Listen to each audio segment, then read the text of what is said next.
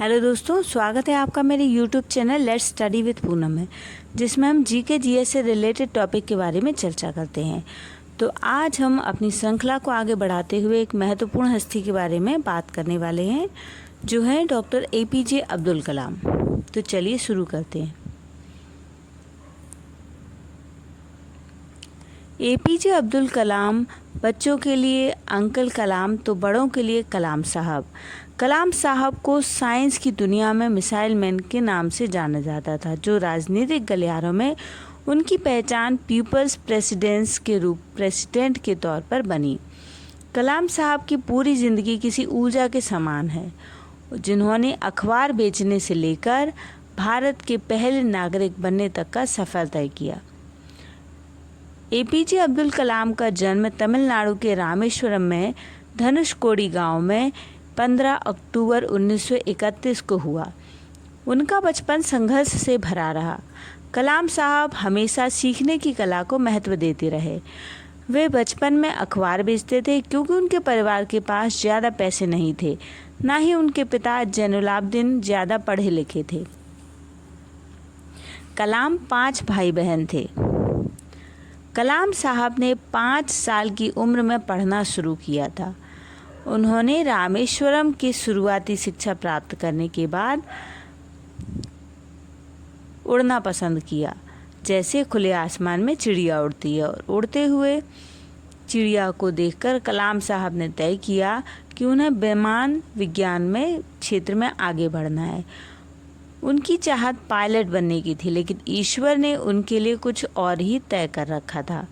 APJ Abdul Kalam 1950 में Madras institute of technology से अंतरिक्ष विज्ञान में स्नातक की पढ़ाई पूरी की। स्नातक की पढ़ाई के बाद उन्होंने भारतीय रक्षा अनुसंधान एवं विकास संस्थान में प्रवेश लिया, जहां उन्होंने हावरक्राफ्ट परियोजना पर काम किया। इसके बाद वह 1962 में भारतीय अंतरिक्ष अनुसंधान इसरो में आए। इसरो में कलाम साहब ने सफलतापूर्वक कई उपग्रह प्रक्षेपण योजना में अपनी महत्वपूर्ण भूमिका निभाई। इसरो में एपीजे अब्दुल कलाम ने परियोजना निदेशक के तौर पर भारत के पहले स्वदेशी उपग्रह प्रक्षेपण यान PSLV-3 के निर्माण में महत्वपूर्ण भूमिका निभाई।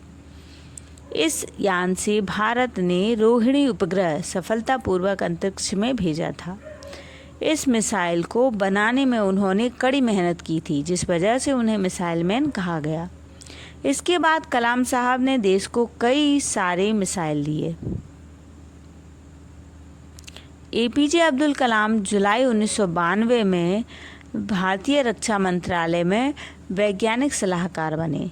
कलाम साहब के नेतृत्व में भारत ने 1998 में पोखरण में अपना दूसरा सफल परमाणु परीक्षण किया। इससे पूरी दुनिया को महाशक्ति बनने का एहसास दिलाया। इस मिशन में कलाम साहब ने अभूतपूर्व योगदान दिया था। एपीजे अब्दुल कलाम 18 जुलाई 2002 को देश के 11वें राष्ट्रपति बने। राष्ट्रपति बनने के बाद भी कलाम साहब के स्वभाव में कोई बदलाव नहीं आया। इसी की बदौलत उन्हें जनता के राष्ट्रपति की उपाधि मिली।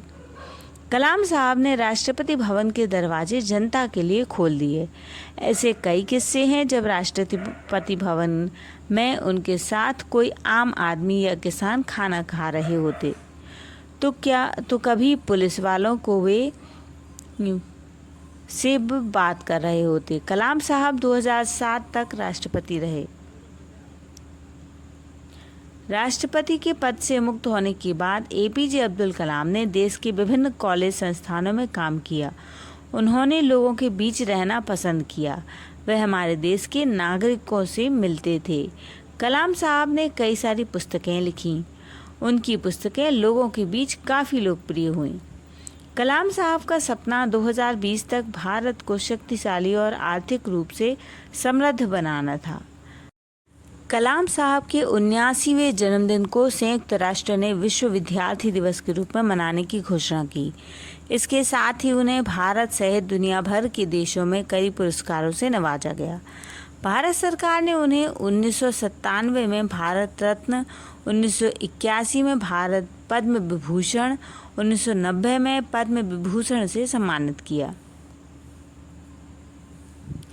एपीजे अब्दुल कलाम का 27 जुलाई 2015 की शाम को निधन हुआ।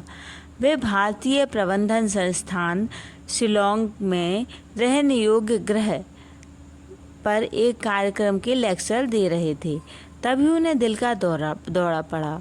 वह बेहोश होकर गिर पड़े। उन्हें अस्पताल ले जाया गया, लेकिन 2 घंटों बाद उनका निधन हो गया। 27 जुलाई के दिन कलाम साहब 84 वर्ष की उम्र में दुनिया को अलविदा कह गए। अब हम बात करते हैं एपीजे अब्दुल कलाम के वैज्ञानिक जीवन के बारे में।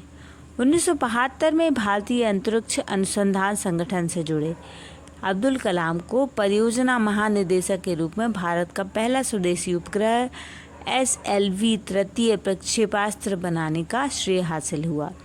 1980 में इन्होंने रोहिणी उपग्रह को पृथ्वी की कक्षा के निकट स्थापित किया था। इस प्रकार भारत भी अंतर्राष्ट्रीय अंतरिक्ष क्लब का सदस्य बना।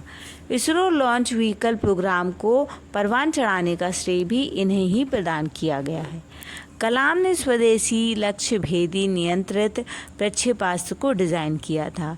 इन्होंने अग्नि और पृथ्वी जैसे प्रक्षेपास्त्रों को स्वदेशी तकनीक से बनाया था। कलाम जुलाई 1992 से दिसंबर 1999 तक रक्षा मंत्री के विज्ञान सलाहकार और सुरक्षा शोध एवं विकास विभाग के सचिव भी रहे। उन्होंने रणनीतिक प्रक्षेपास्त्र प्रणाली का उपयोग आग्नेयास्त्रों के रूप में किया। इसी प्रकार पोखरण में दूसरी बार परमाणु परीक्षण भी परमाणु ऊर्जा के साथ मिलकर किया। इस प्रकार भारत ने परमाणु हथियार के निर्माण की क्षमता प्राप्त करने में सफलता अर्जित की। कलाम ने भारत के विकास स्तर को 2020 तक विज्ञान के क्षेत्र में अत्याधुनिक करने के लिए एक विशिष्ट सोच प्रदान करी। यह भारत सरकार के मुख्य वैज्ञानिक सलाहकार भी रहे। 1982 में वे भारतीय रक्षा अनुसंधान विकास संस्थान के निदेशक के तौर पर आए। उन्होंने अपना सारा ध्यान गाइडेड मिसाइल के विकास पर केंद्रित किया। अग्नि मिसाइल और पृथ्वी मिसाइल का सफल परीक्षण का श्रेय इन्हीं को जाता है। जुलाई 1992 में भारतीय रक्षा मंत्रालय में वैज्ञानिक सलाहकार नियुक्त रहे। उनकी देखरेख में भारत ने 1998 में पोखरण में दूसरा सफल परमाणु परीक्षण किया। मई 2012 में कलाम ने भारत के युवाओं के लिए एक कार्यक्रम भ्रष्टाचार को हराने के एक केंद्रीय विषय के साथ मैं आंदोलन को क्या दे सकता हूँ का शुभारंभ किया। उन्होंने यहाँ तमिल कविता लिखने और वेन्नई नामक दक्षिण भारतीय स्ट्रिंग वाद्य यंत्र को बजाने का भी आनंद लिया। कलाम कर्नाटक भक्ति संगीत हर दिन सुनते थे और हिंदू संस्कृति में विश्वास रखते थे। इन्हें 2003 से 2006 में MTV booth icon of the year के लिए नामांकित भी किया गया था। 2011 में आई फिल्म आई एम कलाम में एक गरीब लेकिन उज्ज्वल बच्चे पर कलाम के सकारात्मक प्रभाव को चित्रित किया गया है। उनके सम्मान में वह बच्चा छोटू, जो राजस्थानी लड़का है, खुद का नाम बदलकर कलाम रख लेता है। कलाम अपने व्यक्तिगत जीवन में पूरी तरह अनुशासन पालन करते थे। ऐसा माना जाता है कि कुरान और भगवत गीता दोनों का अध्ययन करते थे। कलाम ने कई स्थानों पर उल्लेख किया है कि वे तिरुकन्नुलर का अनुसरण भी करते हैं। उनके भाषण में कम से कम एक कुरल का उल्लेख अवश्य मिलता है। राजनीतिक स्तर पर कलाम की चाहत थी कि अंतर्राष्ट्रीय स्तर पर भारत की भूमिका का विस्तार हो और भारत ज़्यादा से ज़्यादा महत्वपूर्ण भूमिका निभाए। भारत को महाशक्ति बनाने की दिशा में कदम बढ़ाने की उनकी दिली चाहत थी। उन्होंने कई प्रेरणास्पद पुस्तकों की भी रचना की है। वे तकनीक को भारत के जनसाधारण तक पहुंचाना चाहते थे। तो दोस्तों, हमने इस वीडियो में कलाम साहब के जीवन के कुछ महत्वपूर्ण क्षणों पर प्रकाश डालने का प्रयास किया है।